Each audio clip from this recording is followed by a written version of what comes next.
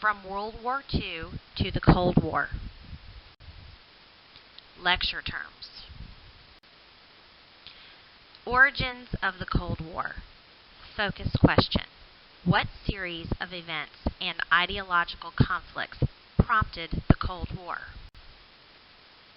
The two powers. After World War II, the United States possessed enormous industrial capacity. It also possessed the largest Navy and Air Force. The Army was demobilized.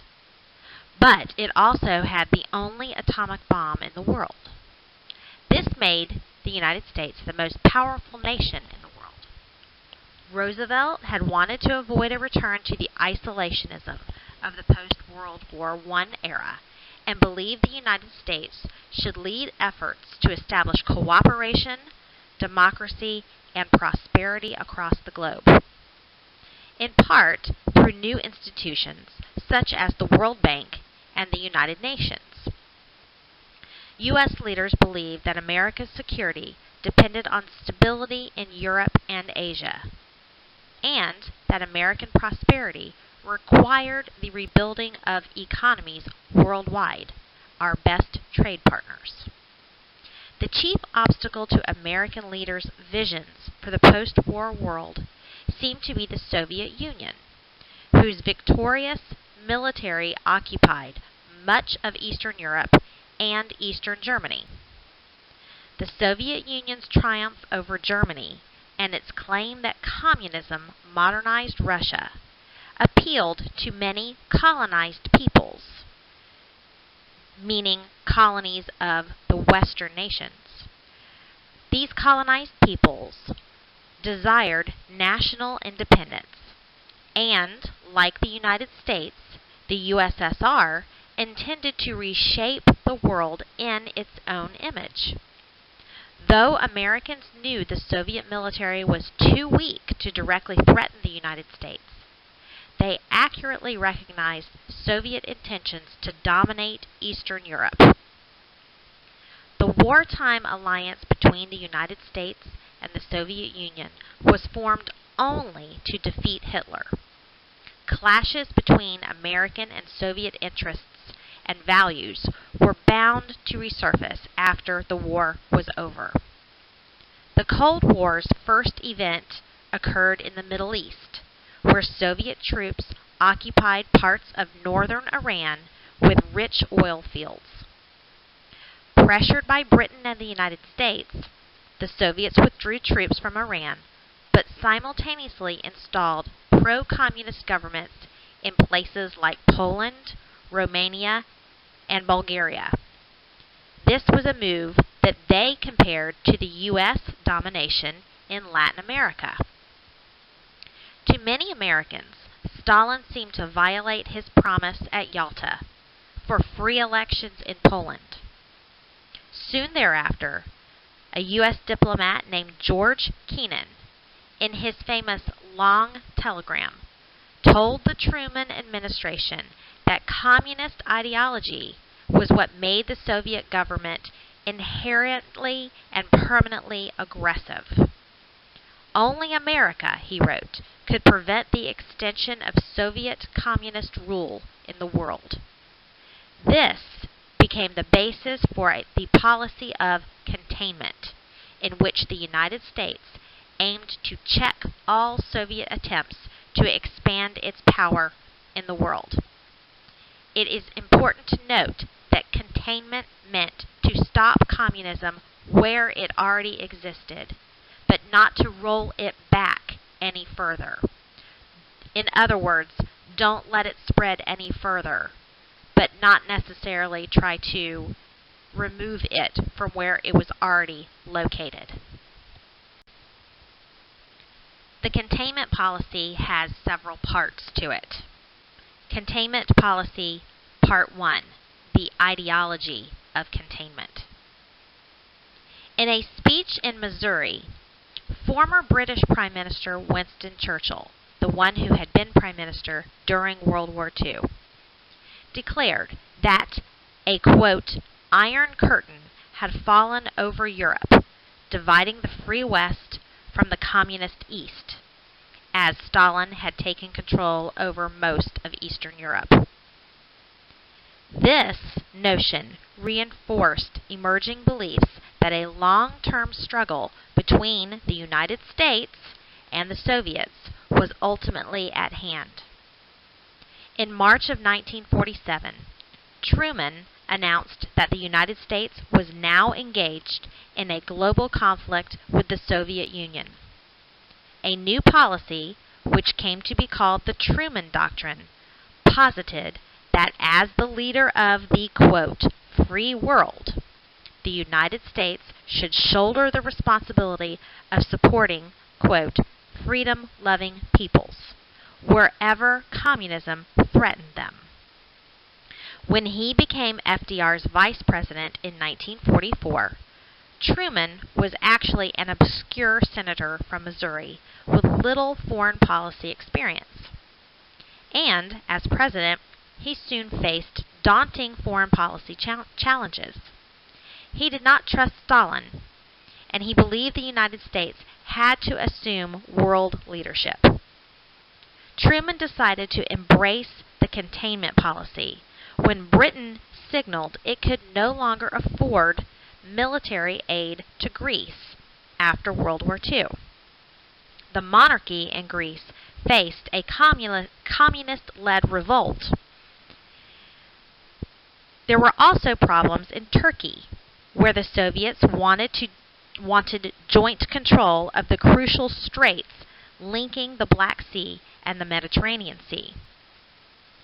Britain asked America to step in, since they could no longer afford to keep their presence in the region.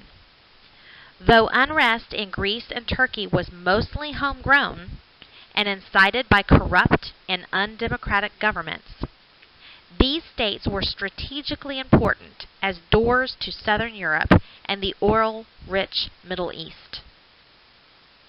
To win Congress's support for containment, Truman was told to frighten the American populace, and he repeatedly invoked the nation's responsibility to defend freedom at home and abroad. Truman's rhetoric laid the framework for how Americans viewed the post-war world, and it became the, quote, guiding spirit of American foreign policy. Republican and Democratic support for Truman's policy initiated a long period of bipartisan backing for the containment policy. And his speech showed the extent to which the Cold War was an ideological conflict in which both powers claimed that their social system was a model for other nations and that they advanced freedom and social justice while defending their own security. Both sides arguing the same thing. Congress's approval of military aid to Turkey and Greece rescued these governments and checked Soviet power in that region. Truman's speech and policy committed the United States to a permanent responsibility in the world and set a precedent both for U.S. support of undemocratic but anti-communist regimes, and also for the creation of military alliances against the Soviets. The Truman administration soon established a new national security agency. Actually, several national security agencies. Those like the National Security Council, as well as the Central Intelligence Agency. Both of these agencies were removed from congressional oversight. The Containment Policy Part 2 was the economic wing of the containment policy. Potential military action was only one element of containment. Secretary of State George C. Marshall outlined another element in a speech in June of 1947, in which he committed the United States to spending billions of United States tax dollars to finance Europe's economic reconstruction after World War II. The destruction caused by the war, food scarcity, and inflation plagued the European continent. And these crises expanded support for communist parties in France and Italy, which American leaders feared might actually go communist altogether. The Marshall Plan promoted the idea that capitalism, even after the Great Depression, would flourish, and it defined as a threat to American security not just Soviet military power, but the economic and political instability that ultimately nourished communism. The Marshall Plan gave a positive meaning to containment, making freedom more than just anti-communism. It represented a new deal for Europe that would establish mass industry and mass consumption in order to provide employment and a high standard of living for Europeans. In only a few years, production in Europe exceeded pre-war levels. But the plan ultimately exacerbated tensions between the United States and the Soviet Union. The Soviet Union refused to support a plan that would consolidate U.S. influence in Europe. With 23 other nations, the United States simultaneously created the General Agreement on Trade and Tariffs, the GATT Treaty. This was done to foster more free trade and create larger markets, ultimately, for American goods and American investments in Western Europe. In Japan, General Douglas MacArthur administered a U.S. occupation that ended in 1948 with a new democratic constitution and land reform. The new constitution gave women the vote in Japan and affirmed that Japan would never again wage war and would only maintain a small military force for self-defense. The United States supervised Japan's economic recovery as well. Though U.S. policymakers considered dissolving the giant industrial corporations that had enabled Japanese aggression, this idea was scrapped when it was determined that a strong Japanese economy ultimately would help check communism in Asia, and this was something that the United States wanted. By the 1950s, Japan's economy was booming as a capitalist nation. Containment Policy Part 3, the military aspect. The Cold War rapidly intensified. At the end of World War II, each winning power occupied and administered parts of Germany and its capital, Berlin. Berlin was located far inside the Soviet zone, but each of the Western allies administered and occupied part of that city. This put those Western occupied areas in a precarious position, being surrounded on all sides by the communist occupied areas. In June 1948, when the United States, Britain, and France started a process that would lead to a new West German government that would be allied with them, the Soviets responded by blocking all traffic from the American, British, and French zones to the city of Berlin.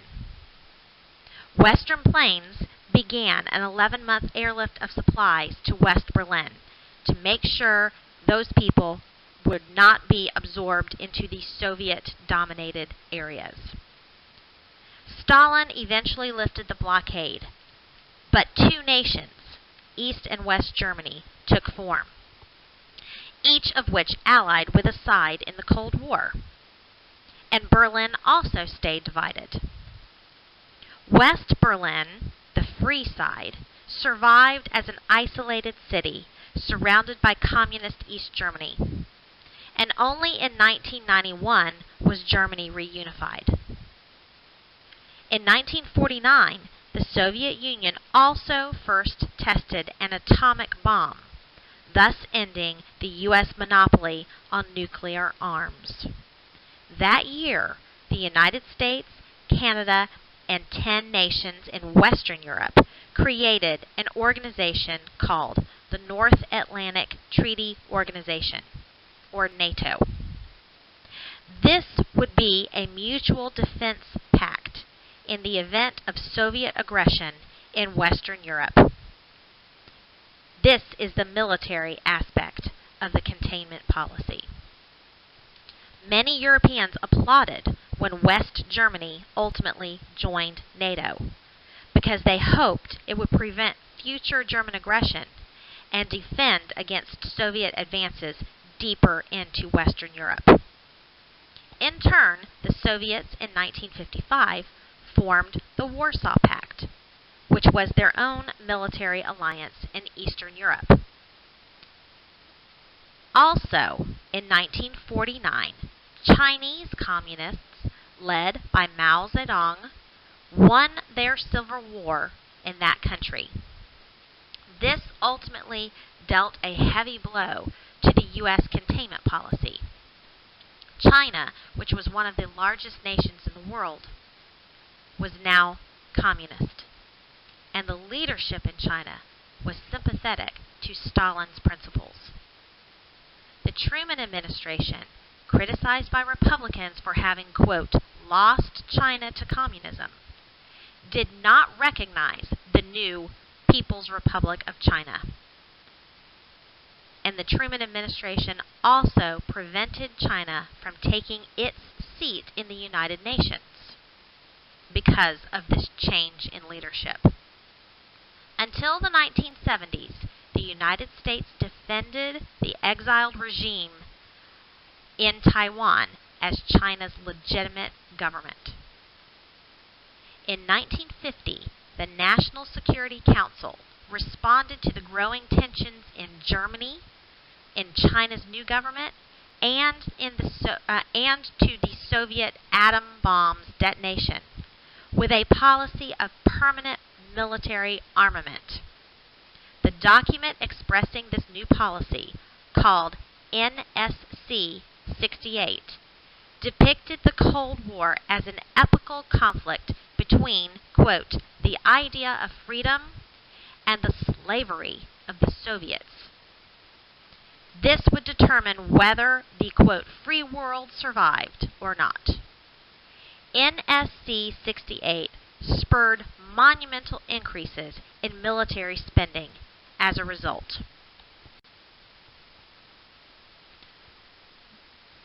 The Cold War heats up in Asia. The Cold War actually turned hot in Asia, not in Europe.